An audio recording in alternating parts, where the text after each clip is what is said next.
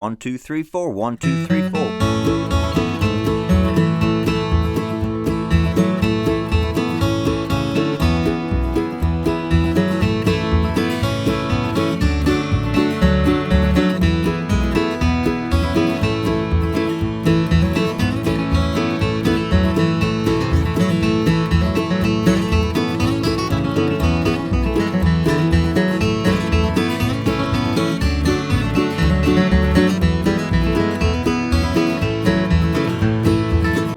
Out there in guitar land, Mike Hedding here, coming to you today with the old classic song, Roll in My Sweet Baby's Arms. This is definitely a jam standard. If you've been jamming with other musicians, you're definitely going to run into this song.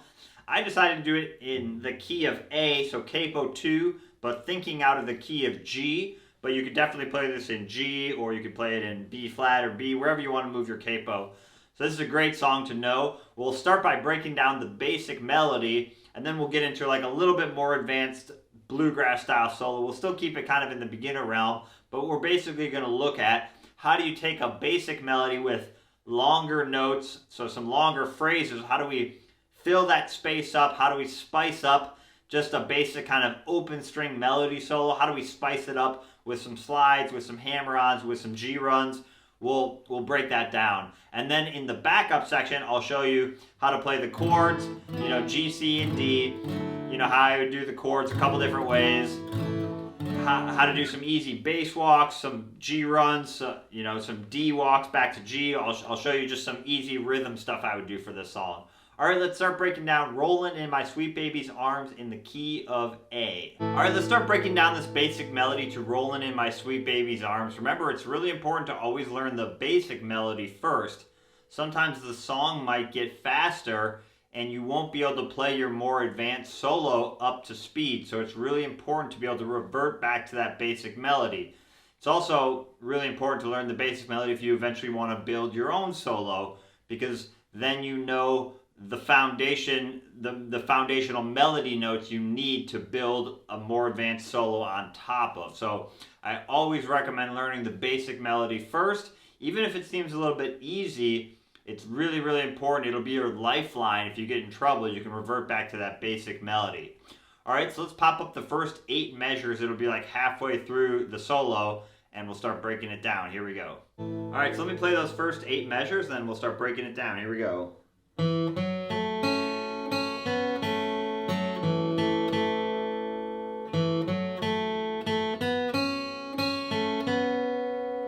that a few times. Here we go. 1.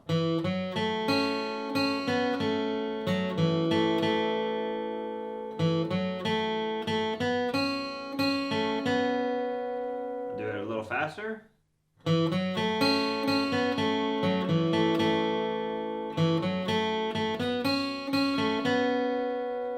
Really slow. 1.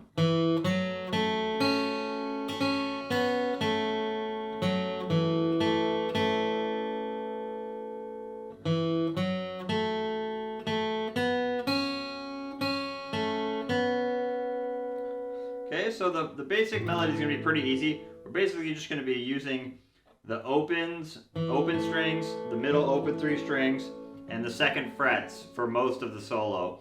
Probably the trickiest part about learning the basic melody is just doing the counting correctly.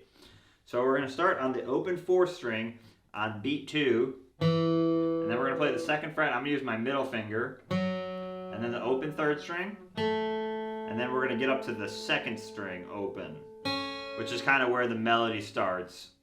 We're kind of just walking up to that. If you really wanted to start the absolute simplest melody, it would be like Ain't Gonna Work on the Railroad.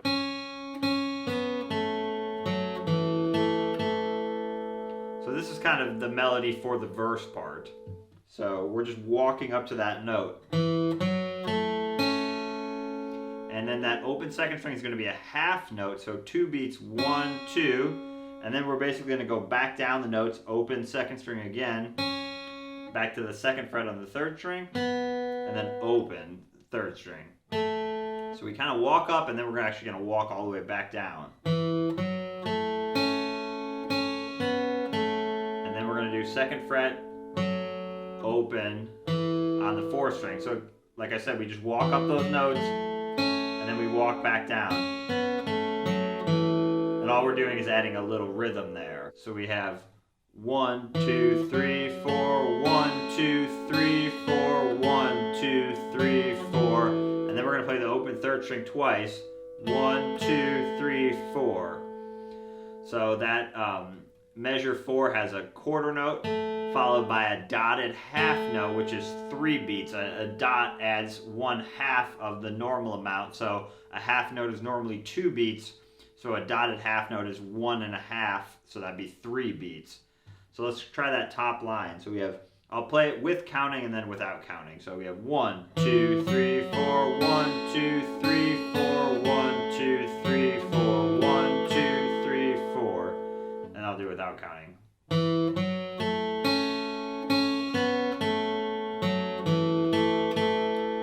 If you're for some reason having trouble with those half notes, what you can do is basically do like an air pick where you don't hit the strings. Where you're kind of, you play it and then you strike, you miss the strings basically, just to help your, sometimes I find it's easier to keep your hand just keeping that timing. So what you can do is just miss the strings if you need to.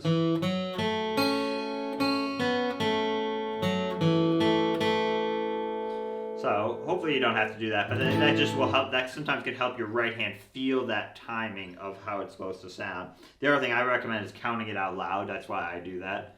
So one more time, a little faster. And then we're gonna let that ring out. So 1, 2, 3, 4, and then measure 5. It's kind of like either a rest or you're letting that note ring out. You're just not playing for the first 2 beats. So 1, 2, 3, 4, and then into measure 5, 1, 2, and then we kind of start it over, open 2 on the 4th string, and then open 3rd string, and then open 2 again, open 2nd string, and then down 2nd string, 3rd string. So it's just those half notes followed by quarter notes. We have, and then measure 8's a whole note, so 4 beats. 1, 2, 3, 4. So we have 3, 4, 1, 2, 3, 4, 1, 2, 3, 4, 1, 2, 3, 4. So let's play that top line, or the first 8 measures. Here we go. 1. A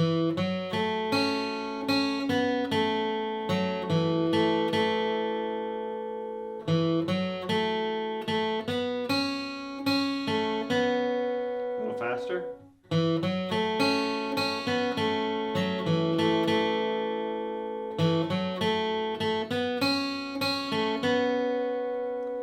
Second half, measures 9 through 16. It's very similar. Let that ring out, measure 8 ring out, and then we have 1, 2, first 2 beats of measure 9 are a rest, same as measure 5, and then we're going to walk it up again. So open 2 on the 4th string, and then open 3rd string twice. So that's 1, and then 2, 3. So it's a quarter note followed by a half note, and then the 2nd fret. And then open 2nd string, half note. And then we're going to walk up to a C, so 2nd fret on the 3rd string, open 2nd string, and then the 1st fret on the 2nd string, and then back down, open 3rd string, back down to the 2nd fret. So you see how you're kind of playing in a C there?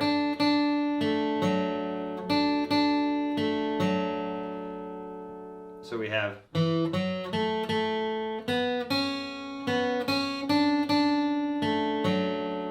second fret on the 4th string 2 more times, and then open, which is like a D, open 4th string, and then 4th fret, I'm going to use my ring finger on the 4th string, open 3rd, 2nd fret on the 3rd string, and then just a little descending line, open 2nd string, 2nd fret, which is already down, open. So you have,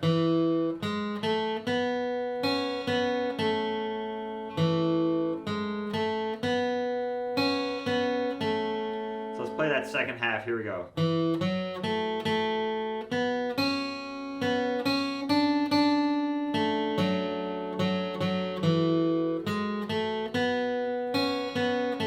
So that's the I'm gonna lay around the shack till the mail train comes back part. So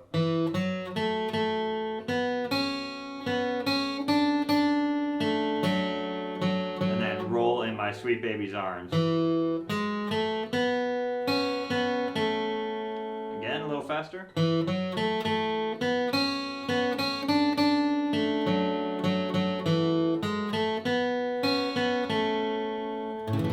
Alright, that's the whole basic melody. Let's play the whole basic melody. Here we go.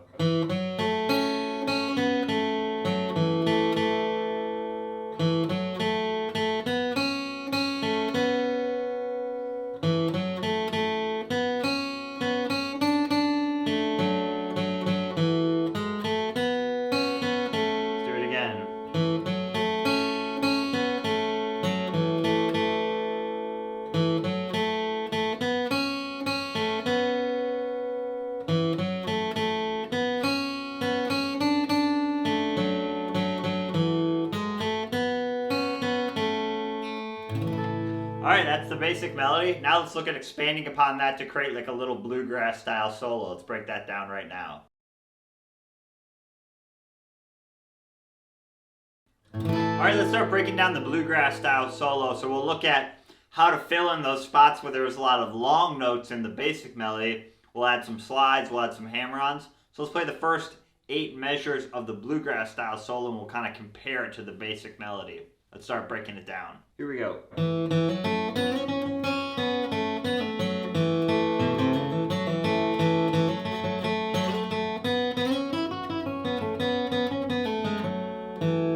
That's into measure, the 9th measure of the bluegrass style solo. So here we go again.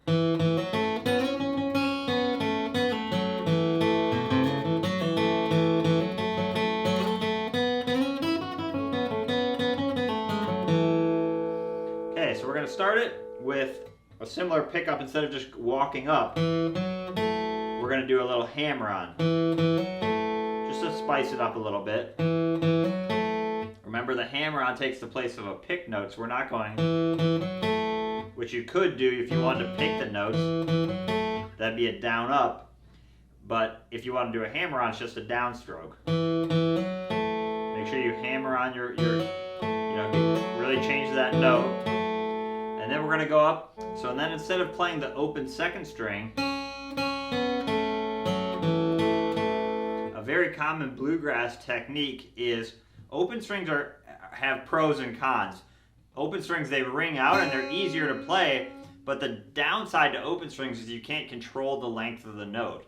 So a very common bluegrass technique is finding that note on a lower sounding string. So in this case, the 4th fret on the 3rd string and sliding into it.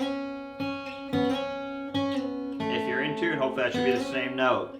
So that's what we're going to do. We're going to hammer on and then slide from 2 to 4 and then play a down up with our pick, our first down up. So we're filling up that space with, second half of the measure is the same. So we slide up, play a down up, and then play the open 2nd string, which allows us to get back down, and then open. So let's compare that. Remember, we have... So having a lot of space like that just isn't that interesting. So technically the melody, when you're singing it, you're holding out that note, but that's not that interesting to play it on guitar that way. So what we're doing is we're going. And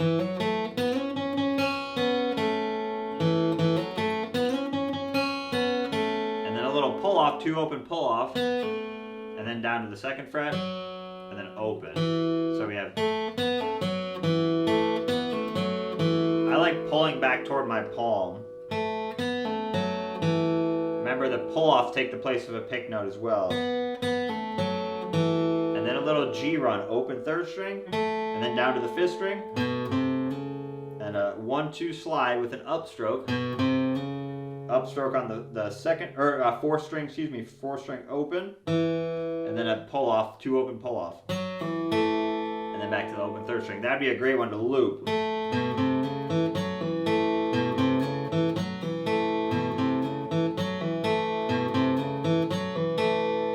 Great fill. Instead of just playing those long notes, we're just going to do a classic G run. There's lots of different ways to do that. You could pick all the notes, or combination of hammer-ons and slides. You can do it with hammer-ons, you can do it with a slower slide. There's lots of different ways to do that little G run. Just more importantly is the placement of it.